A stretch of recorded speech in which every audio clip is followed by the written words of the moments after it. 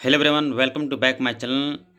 आज हम लोग पढ़ने वाले हैं क्लास 9 के जो हिस्ट्री चैप्टर 1 है फ्रांसीसी क्रांति, उसके बारे में बहुत ही ऑब्जेक्टिव क्वेश्चन जितने सवाल बनते हैं उन सभी सवालों को आज हम लोग डिस्कस करने वाले हैं बहुत ही अच्छी तरीके से। तो चलिए शुरू करते हैं कि आखिर जो पहला चैप्टर है, आखिर क्लास 9 का जो एनसीईआरटी जितने भी सारे लोगों का जो बोर्ड एग्जाम है, एनसीईआरटी बोर्ड जितने भी क्लास मतलब जो भी स्टेट में एनसीईआरटी बुक चल रहा है उन सभी बच्चों के लिए ये मतलब वीडियो है, ठीक है, और सभी लोगों के लिए चैप्टर है। तो बेसिकली हर स्टेट में एनसीईआरटी बोर्ड ही चलता है, सीबीएसई बोर्ड भी रहे कुछ भी बोर्ड, एनसीईआरटी बुक तो चलता ही होगा, ठीक है। तो उसमें देखिएगा सबसे पहला चैप्टर होगा फ्रांसीसी क्रांति। फ्रांसीसी क्रांति के बारे में चैप्टर नंबर 1 में दिया होगा क्लास 9 का। इसमें ऑब्जेक्टिव क्वेश्चन आंसर हम लोग को आज कंप्लीट करना है। तो चलिए शुरू करते हैं। सबसे पहला सवाल है कि फ्रांस की क्रांति कब हुई थी। पहला सवाल, फ्रांस की क्रांति कब हुई थी। तो फ्रांस की क्रांति जैसे कि आपको पता होगा 14 जुलाई 1789 को हुई थी। और दूसरा सवाल है, कहता पेरिस किसकी राजधानी है। पेरिस किसकी राजधानी है भैया, तो पेरिस फ्रांस की राजधानी है। तीसरा सवाल देखें, कहता है बुर्बो राजवंश लुई 16वीं का फ्रांस की राजगद्दी पर बैठा। मतलब जो लुई 16वीं थे वो फ्रांस की राजगद्दी पर कब बैठा था, तो 1774 में बैठा था। कब बैठा था, 1774 में। अगला सवाल देखें, कहता है लुई 16वीं का विवाह किससे हुआ था। तो लुई 16वीं का विवाह जो था वो ऑस्ट्रिया की राजकुमारी मेरी एंटोनेट से हुई थी, मेरी एंटोनेट से हुई थी। क्वेश्चन नंबर 5, कहता है लिब्रे क्या है। लिब्रे क्या है, लिब्रे फ्रांस की मुद्रा है जिसे 1794 में समाप्त कर दिया गया था। मतलब लिब्रे फ्रांस की मुद्रा है जिसे 1794 में इसको समाप्त कर दिया गया था, ठीक है। क्वेश्चन नंबर 6 देखें, तो 18वीं सदी में फ्रांसीसी समाज कितने स्टेट में बटा हुआ था। अगर 18वीं सदी की बात करें तो जो फ्रांस का जो समाज था वो कितने स्टेट में बटा हुआ था, तो ये 3 स्टेट में बटा हुआ था। जैसे आपको पता होगा प्रथम स्टेट, द्वितीय स्टेट, तृतीय स्टेट। प्रथम स्टेट में कौन आता था, तो पादरी वर्ग के लोग आते थे। और द्वितीय स्टेट में कुलीन वर्ग के लोग आते थे। तृतीय स्टेट में जो भी किसान, मजदूर, वकील वगैरह जो भी कुछ कर्मचारी वगैरह थे वो सब आते थे, ठीक है। इसका आगे देखें क्वेश्चन नंबर 7। क्वेश्चन नंबर 7 कहता है कि किस वर्ग के लोगों को जन्मजात से विशेष अधिकार प्राप्त थे। मतलब कौन से ऐसे वर्ग थे। फ्रांसीसी क्रांति की बात हो रही, मतलब फ्रांस की बात हो रही। फ्रांस में किस वर्ग के लोगों को जन्मजात मतलब जन्म से कुछ विशेष अधिकार प्राप्त, जैसे टैक्स वगैरह नहीं देना पड़ता था। तो आपको बताते हैं कि जन्म से जो विशेष अधिकार प्राप्त था वो था पादरी वर्ग और कुलीन वर्ग। ये दो ऐसे वर्ग थे जिसे विशेष अधिकार था, मतलब इससे टैक्स नहीं देना पड़ता था, ठीक है। इसके बाद अगला बात करें तो ये टाइद क्या है। तो टाइड एक धार्मिक टैक्स होता था, मतलब धार्मिक के रूप पर उसको टैक्स लगता था या टैक्स दिया जाता था। क्वेश्चन नंबर 9 देखें तो टाइल क्या, तो टाइल भी एक प्रत्यक्ष कर था जो डायरेक्ट टैक्स लिया जाता था, मतलब डायरेक्ट लिया जाने वाला टैक्स था। क्वेश्चन नंबर 10, नमक और तंबाकू पर कौन सा कर लगाया गया था। नमक और तंबाकू पर अप्रत्यक्ष कर लगाया गया था, ठीक है, इनडायरेक्ट टैक्स। क्वेश्चन नंबर 11 देखें तो अनाम का अर्थ क्या होता था। अनाम का अर्थ होता है जिसका नाम मालूम नहीं है, जिसका नाम मालूम नहीं उसे हम अनाम कहते हैं। इसका देखो, इसके बाद क्वेश्चन नंबर 12, 18वीं सदी में एक नए सामाजिक समूह का उदय हुआ, उसे क्या कहा गया, तो मध्य वर्ग कहा गया। मध्य वर्ग या मध्यम वर्ग। 18वीं सदी में एक नए सामाजिक समूह का उदय हुआ था जिसे मध्यम वर्ग कहा जाता था। क्वेश्चन नंबर 13 देखें, स्वतंत्रता, समान नियमों तथा समान अवसरों के विचार पर आधारित समाज का परिकल्पना किसने किया था। वो कौन ऐसे महान व्यक्ति थे जिसने स्वतंत्रता, आज़ादी, समान नियम और समान अवसरों के विचार पर एक ऐसे समाज का कल्पना भी किया था, उसका नाम था रूसो। जी हाँ। इसका क्वेश्चन नंबर 14 देखें तो स्पिरिट ऑफ द लॉज नामक रचना किसने किया था। स्पिरिट ऑफ द लॉज नामक जो रचना था वो मॉन्टेस्क्यू ने किया था। क्वेश्चन नंबर हम 15 देखें तो कहता है कि किस पुस्तक में विधायिका, कार्यपालिका और न्यायपालिका के बीच सत्ता के विभाजन की बात कही है। मतलब ये हुआ कि कौन से पुस्तक में ये बात कहा गया है, विधायिका, कार्यपालिका और न्यायपालिका के बीच सत्ता का बंटवारा जो होगा ये किस पुस्तक में लिखा हुआ था, the spirit of the laws, ठीक है। इसका क्वेश्चन नंबर 16 क्या कहता है, ए स्टेट्स जनरल के नियमों के अनुसार प्रत्येक वर्ग के कितने मत देने का अधिकार था। प्रत्येक वर्ग के लोगों को कितना वोट देने का अधिकार था। आपको बता दें जैसे कि फ्रांस में 3 स्टेट में बटा हुआ था समाज, प्रथम स्टेट, द्वितीय स्टेट और तृतीय स्टेट। इन सभी को एक मत देने का अधिकार था, मतलब एक वोट ये दे सकता है, एक वोट ये दे सकता है, एक वोट ये दे सकता है। मतलब ये सब लाखों हजारों में, इसकी जनसंख्या लाखों में फिर भी एक ही वोट दे सकता है। और इसकी जनसंख्या मात्र अगर 4 है तो फिर भी एक ही बढ़ सकता है। इसकी जनसंख्या मानो 2 है फिर भी एक वोट देने का अधिकार है। तो यहाँ पर बहुत ही देखा जाए तो अन्याय हो रहा था, मतलब सभी को समान अधिकार नहीं मिल रहा था। और इस तरह से देखा जाए तो भैया पादरी और कुलीन में दोनों एक थे, तो इस प्रकार से 2 वोट उसे मिल जाते थे। इस प्रकार से आसानी से वो सब जीत जाता था हमेशा के लिए। और ये सब इतने लाखों करोड़ों में होते हुए भी इन लोग को एक वोट देने का अधिकार था, इसीलिए ये सब हमेशा की तरह से अधिकार नहीं मिल पाता था। अगला क्वेश्चन देखा जाए, क्वेश्चन नंबर 17 क्या कहता है, द सोशल कॉन्ट्रैक्ट पुस्तक की रचना किसने की थी, ठीक है। द सोशल कॉन्ट्रैक्ट पुस्तक की रचना किसने की थी? तो रूसो ने की थी, रूसो ने की थी। क्वेश्चन नंबर 18 कहता है नेशनल असेंबली का नेतृत्वकर्ता कौन थे? नेशनल असेंबली का जो नेतृत्व करता था, मतलब जो अगुवाई करता थे, वो कौन थे? आपको बता दें, नेशनल असेंबली का अगुवाई करता थे मिराबियो और आबे सिए। लेकिन आपको ये भी बता दें कि ये बिलोंग करते थे कुलीन और पादरी वंश से। मतलब मिराबियो और आबे सिए कौन थे? तो मिराबियो कुलीन था और सीबे आबे पादरी था। ये कुलीन और पादरी होते हुए भी विरोध करते थे, चूंकि ये समझते थे कि समानता का अधिकार सभी को मिले, ठीक है, इसीलिए विरोध करते थे। कहता वाटरलू में नेपोलियन की हार कब हुई? तो भैया 1815 में हुई। क्वेश्चन नंबर 21 देखें। कहता है नेपोलियन फ्रांस का सम्राट कब बना? नेपोलियन फ्रांस का सम्राट 1804 में बना।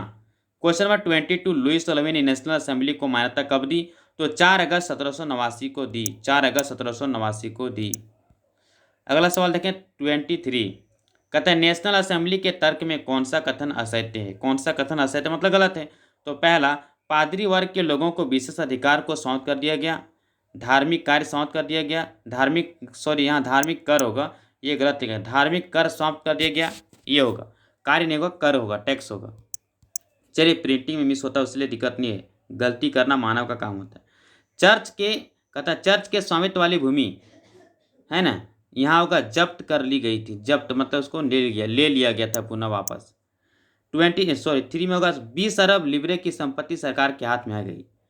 चौथा है लुईस 16 ने नेशनल असेंबली को मान्यता नहीं दिया। तो चौथा नंबर गलत है, बाकी ये तीनों के तीनों सही है नेशनल असेंबली के तर्क में अगर कहा जाए तो।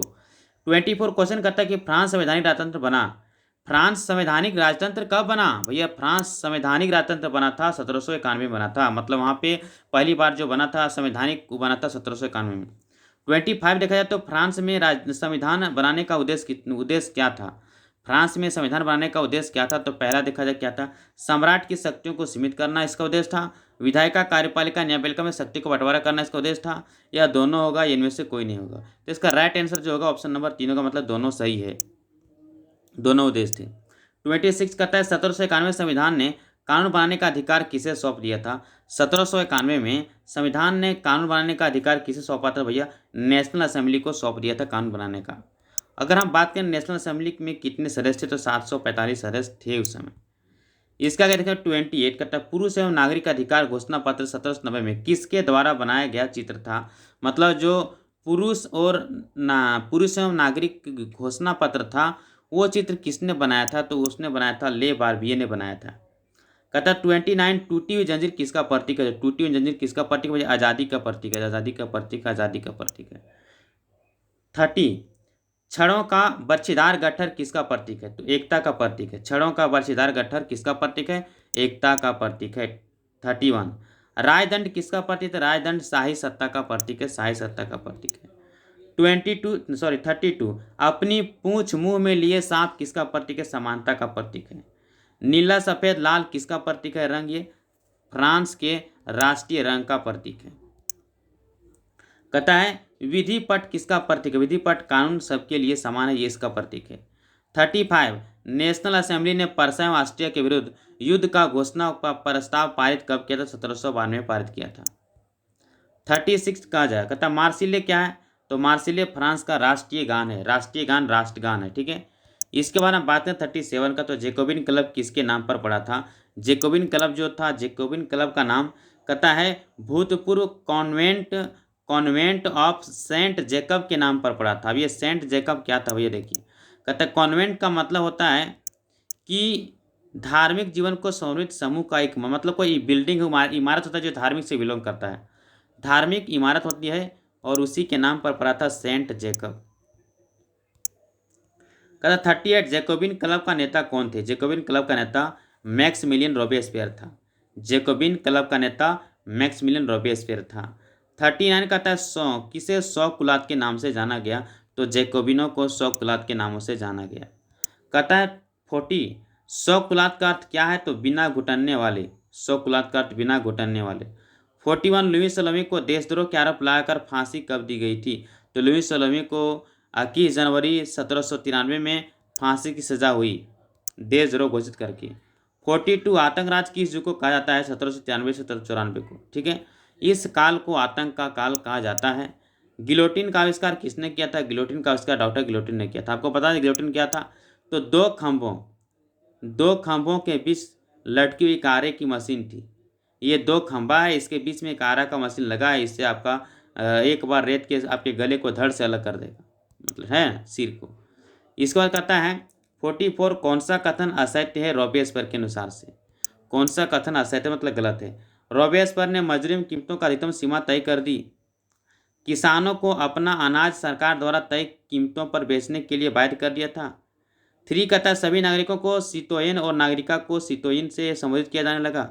4 कहता है रॉबेस्पियर को फांसी दे दिया गया था। तो इसका जो राइट आंसर होगा मतलब ये होगा क्वेश्चन नंबर 4। मतलब असत्य पूछा था, असत्य। ये क्वेश्चन नंबर 4 असत्य है, बाकी ये तीनों के तीनों सही है। क्वेश्चन नंबर 45 कहता है किसने समता रोटी को खाना अनिवार्य कर दिया गया था? तो रॉबेस्पियर ने किया था। अब कहता है समता की रोटी क्या था? साबुत गेहूं से बनी रोटी को समता का रोटी कहा जाता था। अगला सवाल देखा डायरेक्टरी क्या था? डायरेक्टरी 5 सदस्यों वाली कार्यपालिका थी। 5 सदस्य मिलकर के कार्यपालिका जो बनती उसको डायरेक्टरी का नाम दिया गया था। 47 कहता है society of A revolutionary and Republican women सबसे मशहूर क्लब थी। इसका प्रमुख मांग क्या था? तो इसका प्रमुख मांग क्या थी? तो प्रमुख मांग ये थी कि भैया जो महिला हैं वो महिलाओं को पुरुष के समान राजनीतिक अधिकार मिलने चाहिए। जिस प्रकार से पुरुषों को राजनीतिक अधिकार मिलता है, चुनाव लड़ने, वोट देना, ये सारे चीज़ें वो हमें भी मिलने चाहिए और बराबरी का हक मिलना चाहिए, ये मांग थी।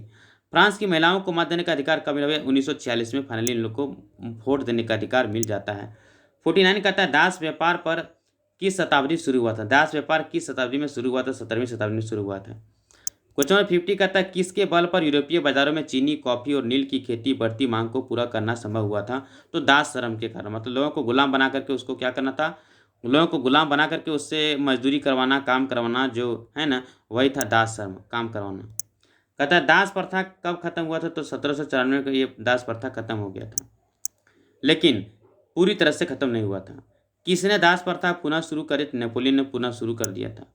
अगर हम बात करें दास प्रथा का पूरी तरह से अंत कब हुआ था? 1848 में अंत हुआ था। निग्रो क्या है? तो निग्रो अफ्रीका में सहारा रेगिस्तान के दक्षिण में रहने वाले स्थानीय लोग को निग्रो कहा जाता था। मतलब सहारा जो है ना, सहारा जो है, सहारा, ठीक है, सहारा रेगिस्तान, वहाँ पे जो दक्षिण, पूर्व, पश्चिम, उत्तर, दक्षिण क्षेत्र में जो रहने वाले लोग थे, स्थानीय लोग, इसको निग्रो कहा जाता था। हालांकि अब इसका प्रयोग करना मना है, मतलब इसका प्रयोग नहीं किया जाता है अभी। कहता 55 में क्या कहता है खुद को यूरोप का आधुनिकीकरण का अग्रदूत मानता था? तो नेपोलियन मानता था। निजी संपत्ति की सुरक्षा पर कानून किसने बनाया था? नेपोलियन ने बनाया था निजी संपत्ति की सुरक्षा पर कानून। 57 कहता है दशमलव पत्ती पर आधारित नेपोलियन को एक समान प्रणाली किसने किसने जो है चलाई? नेपोलियन ने चलाई थी। फ्रांस में पहली क्रांति कब हुई थी? तो जुलाई 1830 में फ्रांस में पहली क्रांति हुई थी। आई होप आप इस प्रकार से अपने जो ऑब्जेक्टिव क्वेश्चन आंसर है उसको अच्छे तरीके से स्किल को बढ़ा पाए होंगे। तो मिलते हैं नेक्स्ट वीडियो में, तब तक के लिए धन्यवाद।